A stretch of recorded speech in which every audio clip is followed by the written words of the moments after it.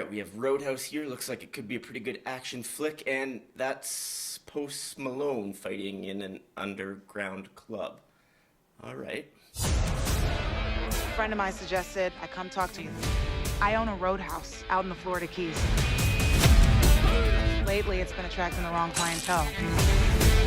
I can pay you good money. Judging by your car, you need that. Well, I like my car. Think about it.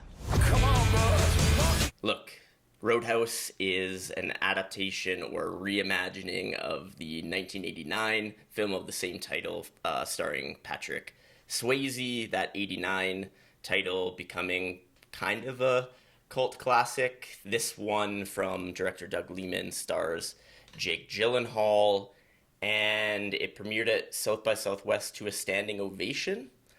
Not that that necessarily means that it's a good film, but it was probably pretty fun to watch in a packed house in Austin, Texas.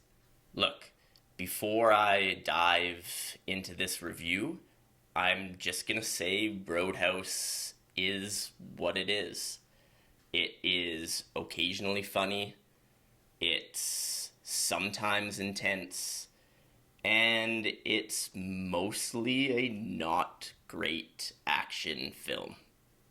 Sorry if you view this any differently, but I tried my hardest and I just couldn't get there. As mentioned, this is a reimagining of the 1989 film. In that original film, Patrick Swayze was a bouncer who left his position to become a bouncer at a different location. In this 2024 version, Jake Gyllenhaal's character is an ex-UFC fighter who is recruited to become a bouncer for a bar called the Roadhouse.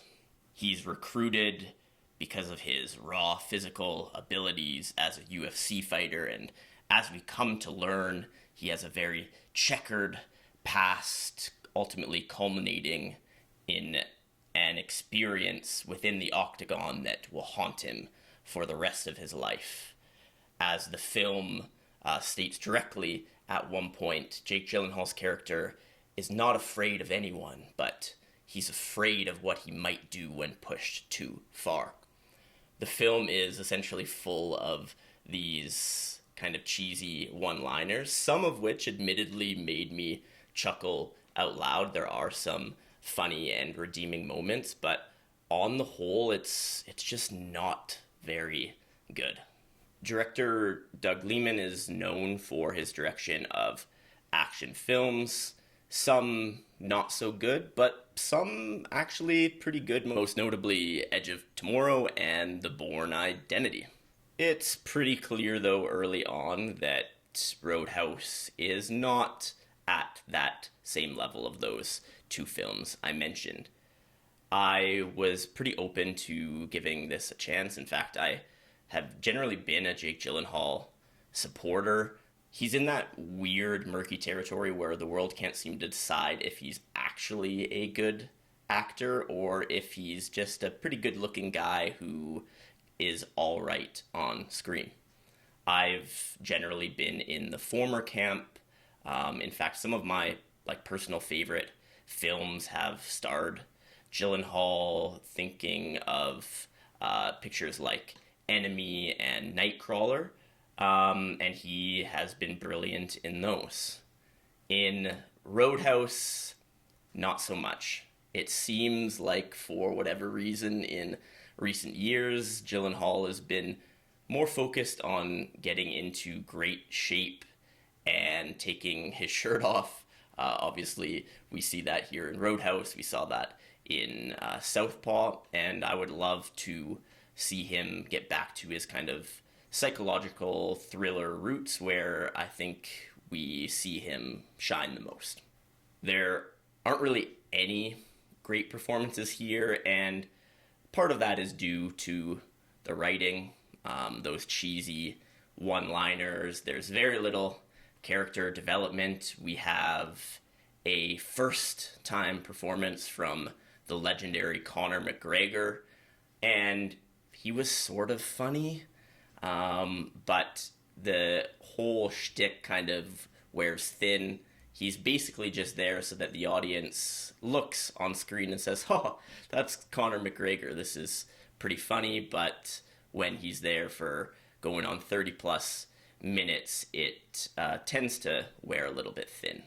Also, the relationships between the characters are not really there or developed. In fact, the central love interest in this film seems to mostly be there just to have a big reveal about her relationship with another character that is somewhat laughable. And I don't want to sound too harsh here because I think there is a pretty clear intention on Doug Liman's part to lean into this a little bit. I'm sure that he is aware of the film that he is making. I'm sure that he is aware of the cheesiness, and at times that awareness works. It's funny. We can kind of just enjoy the ride. We can laugh, and we can watch these action sequences. But then sometimes it seems like he does want the film to be taken seriously. And so it ends up in this kind of like no man's land. Is it a serious action thriller? Is it a satirical action comedy? It never fully decides. At the end of the day, it's not good enough to be good, but it's not bad enough to be good. It hovers in this territory where it tries to have cool action sequences, although some of them are pretty objectively awful. We have essentially a battle at one point between two boats, which is something I suppose I never knew that I needed an image of Conor McGregor being dragged behind a speedboat, but here we are. One positive of the film would be the soundtrack.